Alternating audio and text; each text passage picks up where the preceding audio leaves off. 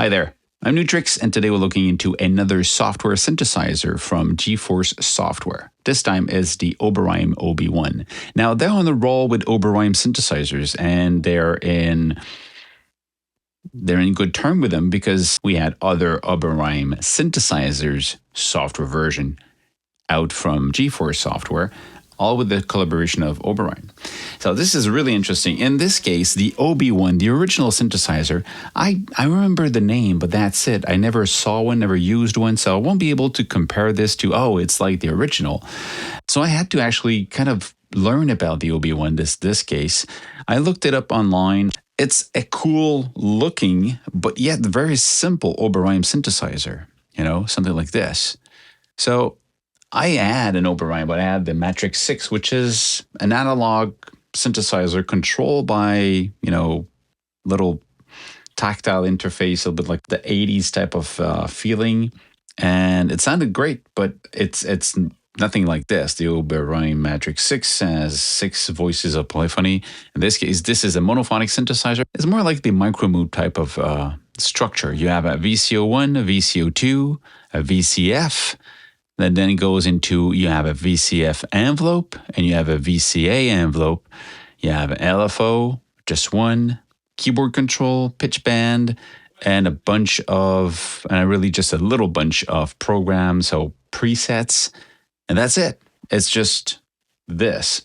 Now, what's cool about this synth, for what I read, and we'll explore that together, it has its own sound. Like all the analog stuff of the days, it had a different sound, it had different texture to it. It has its own, because of the VCO and because of the type of filter you have it here. It doesn't sound like other type of filters. It has its own, and Oberheim add his own filter. So I'm really curious to see how this compares to others. So let's actually go into the virtual version of this. So you have this, and we go, okay, well, it's a lot more than what we just saw on the other screen. Yeah. Because if you turn it off like this, basically this section here is the synthesizer we just saw. The VCO1, VCO2 combined into VCF, and then you have the envelopes, you have controls about the pitch band, the key control, and the LFO. Now there's extra stuff, like in all the GFORCE Software synthesizers. You've got the XLFO and the X-ADSR. It brings the synthesizer almost to a modular type of approach. Every knob you click on can have an LFO. Click on another one, you can have another LFO. So all of them can have a dedicated LFO or dedicated ADSR. So it's really, really powerful. It brings any simple synthesizer into a realm of super complex modulation, because every knob has his own LFO or an envelope. So that's just massive. So let's not dive into that for now. Just let's go into what this is. But before, again, just at the top here, you've got extra stuff. You've got an high-pass filter, you've got a chorus, you got a delay, you got a reverb, and they sound really good. I tested out a little bit earlier. And what is like all the stuff you have from GFORCE Software, if you lock them, then the reverb, the delay, the chorus that is locked will not move when you change presets, okay?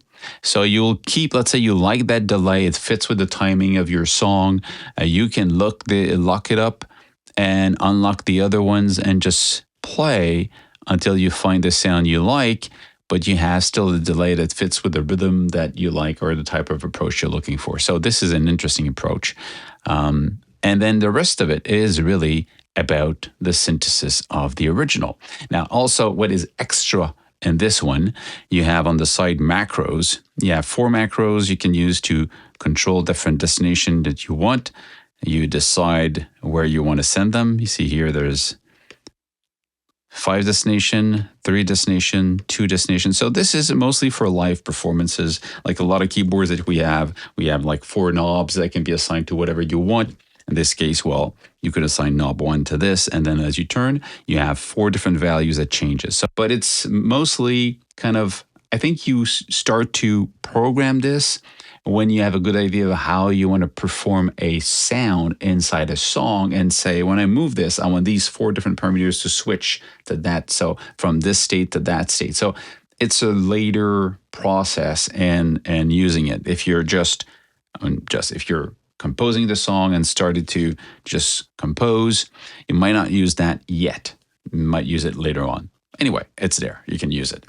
Also, another concept that is interesting to understand is that this virtual version, compared to the original that was limited to being a monophonic synthesizer, this is a 16-note polyphonic synthesizer. It can be polyphonic. It can be unison. You see here, you've got unison, the monophonic, the legato, or the polyphony, and you can bring the polyphony to one and have it monophonic. So, and you can have it in unison, and you can have detune them separately. So, a lot of controls here that was not originally there, which is understandable.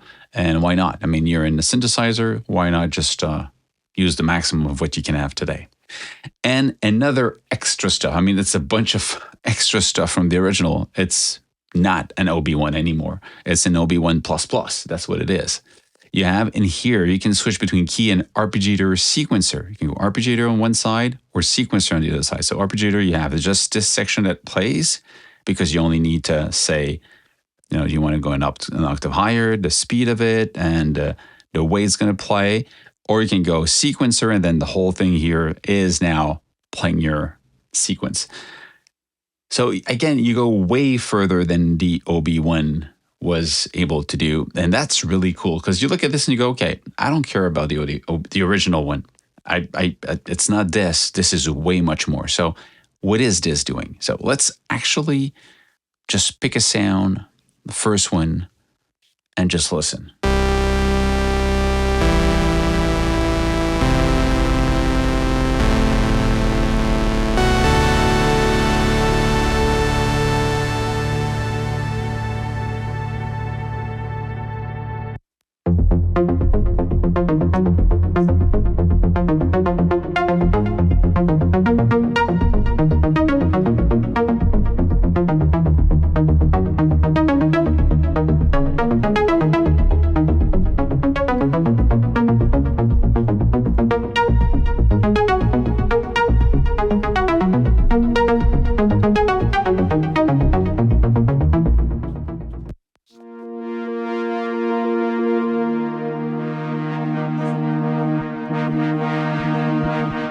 Response to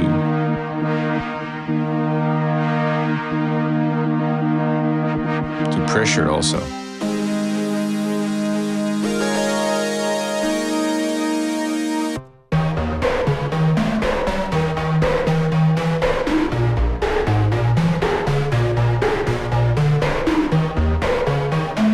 This is pretty cool.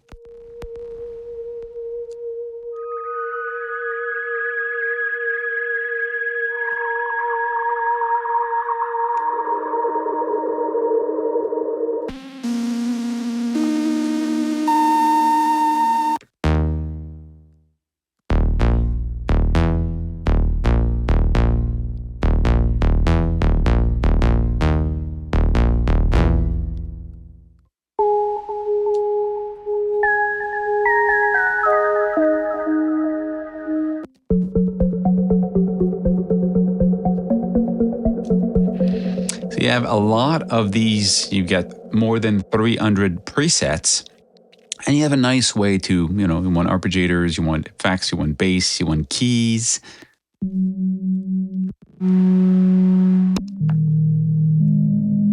Want aggressive keys, okay.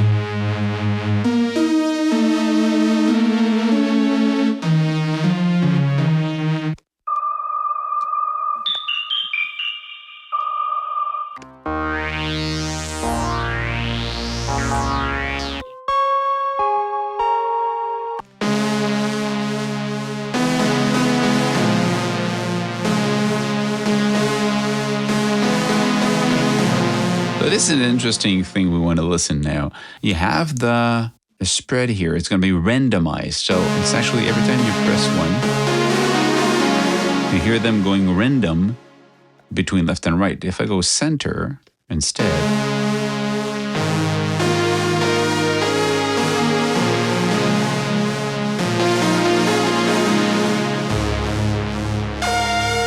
so they go away from the center value, which is let's say, I'm guessing C3, and as you go going right and left. Interesting. If you don't want that, you put it to 0. Everything's at 0 in the middle. So interesting. Detune.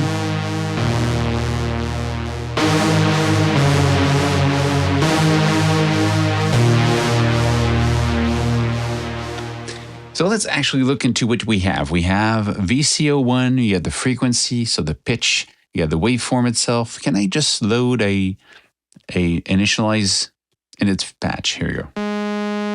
Very simple. You can change this. You have the shape from a triangular to a sawtooth. And here you can move this to a square from narrow to wide. And you can have this pulse width modulation. And this rate is here. And it's right now in sync mode.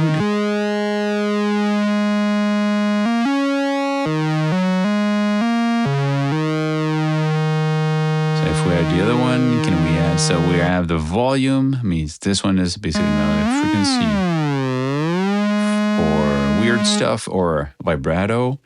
I mean, change the pitch. I mean, this is what we expect. You've got oscillator 2, same logic. And then we can say we want to hear oscillator 2.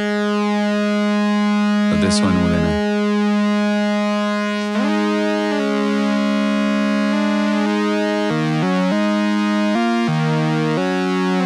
Or if I just want a little bit of the tuning.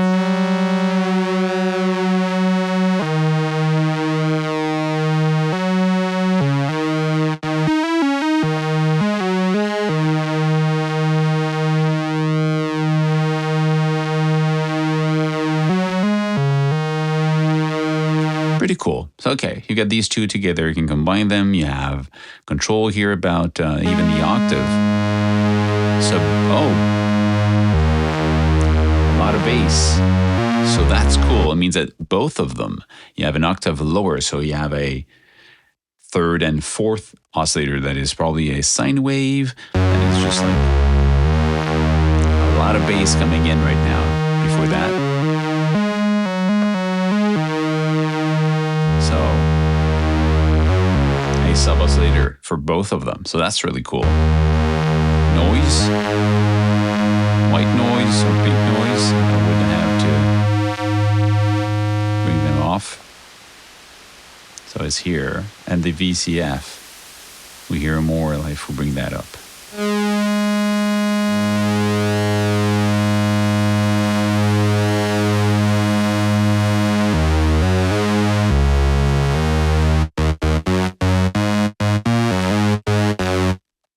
Filter, 2-type, 4-pole, so 24 dB per octave slope, resonance, and because it becomes self-oscillating really rapidly,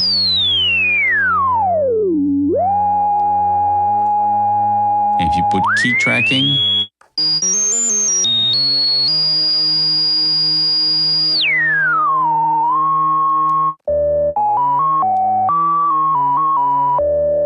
you could play it if you want to. You would have to tune it first. So you have the frequency. It can be controlled by LFO.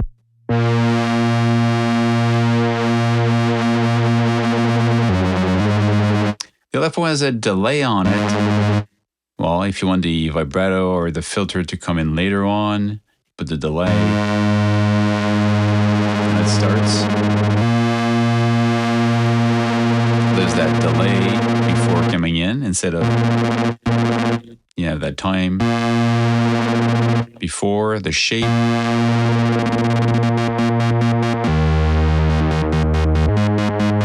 Or the simple and hold.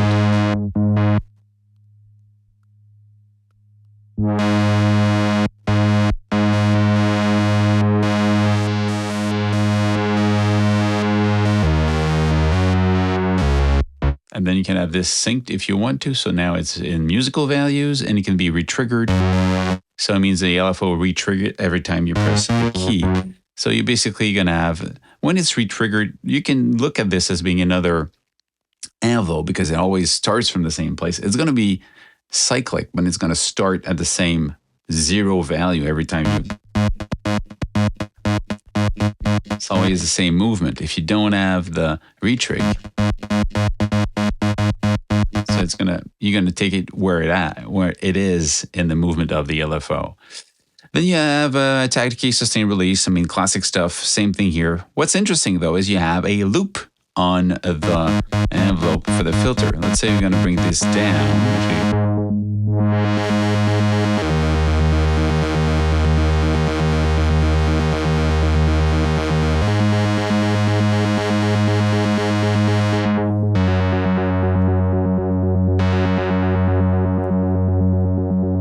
See, now there's a loop for re-triggering this.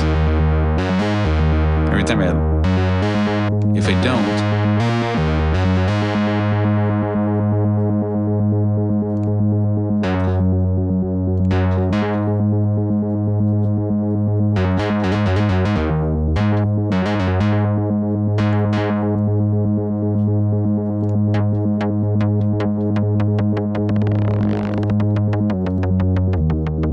you're re-triggering that.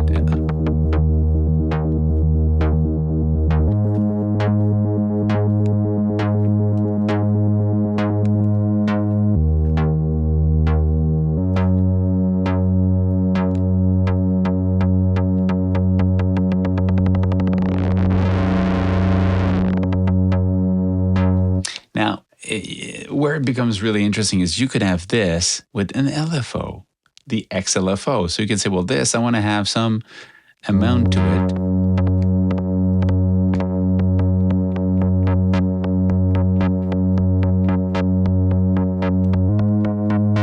So this is actually changing the speed of this one. Sometimes it's faster, sometimes it's slower.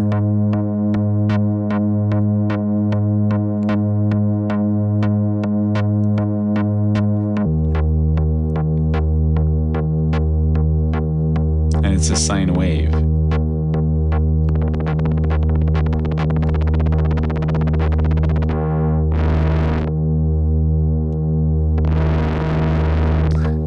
This is just weird stuff.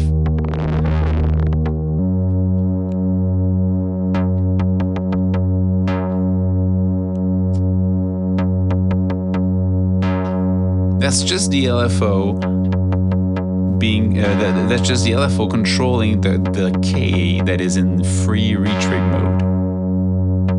That's wicked. That's where this becomes a modular synthesizer if you want to. You have the delays, you've got, right now I didn't have any.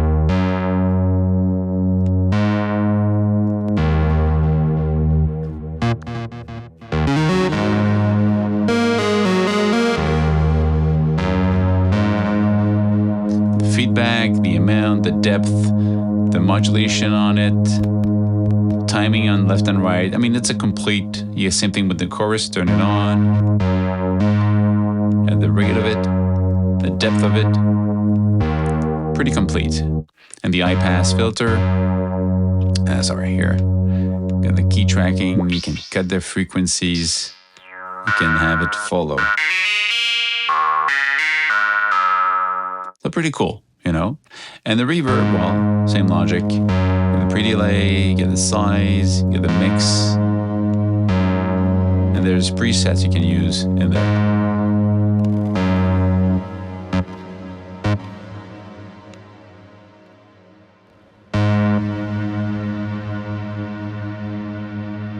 That's a long one. The next thing is the sequencer arpeggiator. So if you turn on the arpeggiator, you press three keys. Gonna play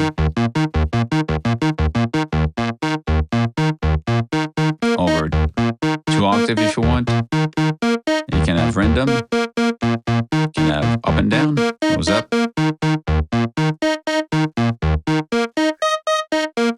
Up and down. down or just up or random. Okay, that's what we expect. And then you get the swing. Let's say that's enough for this. Now, if you go to sequence, now the whole thing now, these are just notes. I mean, we can just play with them. I don't know. I'm just going to go random stuff. It's going to be bizarre and not super clean. You can put a scale to it. Can you scale it? Yeah, okay.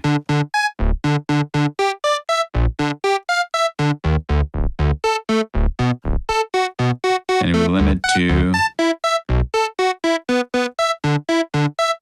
randomize this. No? Oh.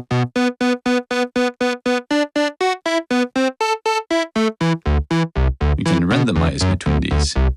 Interesting. So this is the pitch. So these are the notes. This is the length of this.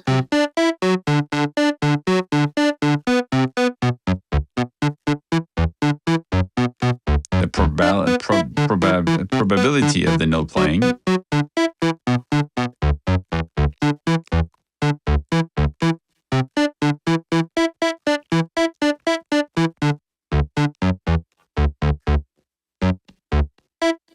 And the gliding. Say, well, I'm going to glide on this one.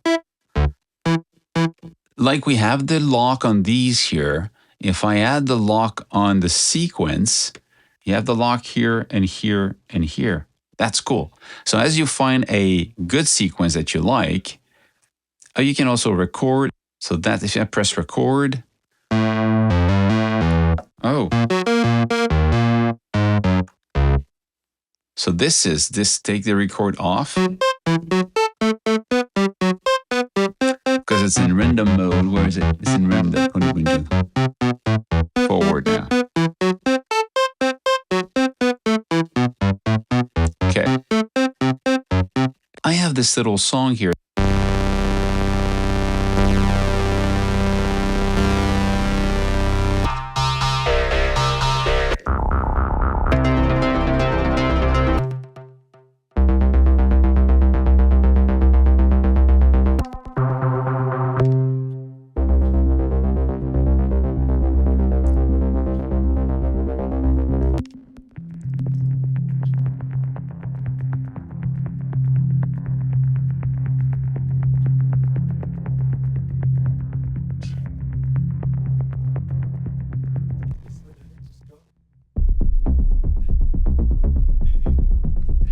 Let's keep that for this one. And I'm just going to open up the filter a little bit more. I'm going to add some LFO to it. Too fast.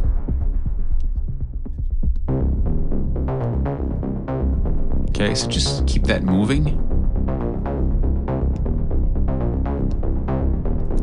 Okay. Let's go back to this one here. We had this one earlier. Sounds like nothing I want. Let's just load.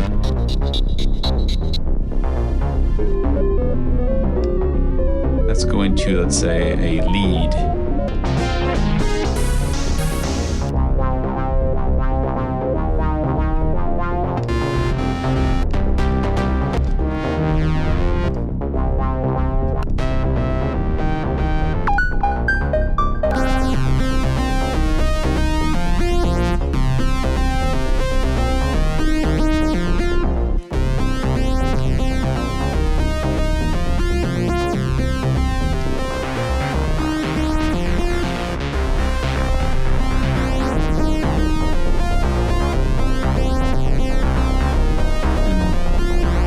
Okay, let's keep this one.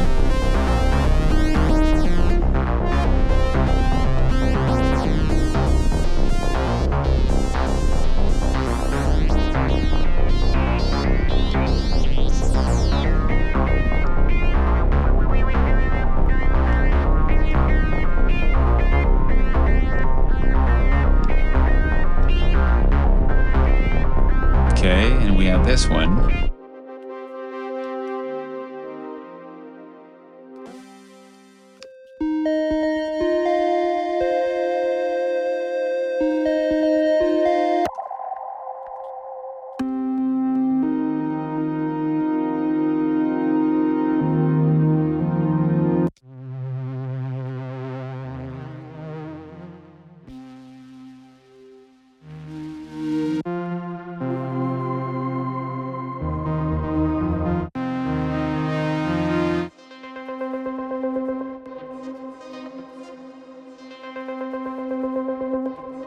That's pretty cool. With these pluck signs. Great synthesizer. I like the sound. I mean, it has a lot of texture that you can do with it. There's a lot of control. It goes way beyond what the original OB-1 was able to do with all these extra, XLFO and X-ADSR, but also with the fact that you have Aftertouch, you have 16 polyphonic voices. You can combine them different ways. And the fact that you have the delays and reverb and all that stuff, and it just sounds really interesting. I like these synthesizers that are in your face. So I don't use too much of the effects. I find that they become too busy because I like to layer stuff. So I like to be more dry. But I understand that a lot of people like them. The fact that you use delay and reverb. And in this case, they sound really good. So it's really a question of using the right one when you want it. It's simple. It's efficient. The sequencer is very capable and very interesting. The fact you can record in real time, press record and type your notes. Curious about the MIDI stuff. So I'm going to have to test more about is it just like MIDI coming in? Or is it something you can, it doesn't seem to be, oh, yes, I get it. You can just click on it and drag it in. And it becomes a MIDI file. Bingo. Again, so the sequence you made here is great. You can export this MIDI plus. You know what? Read the manual. That's what I tell everybody. That's what I should have done. But this was fun, learning and exploring the OB-1 from GFORCE Software. That's it. If you like it, check it out, test it out. Stay safe, make more music, and see you soon. Cheers.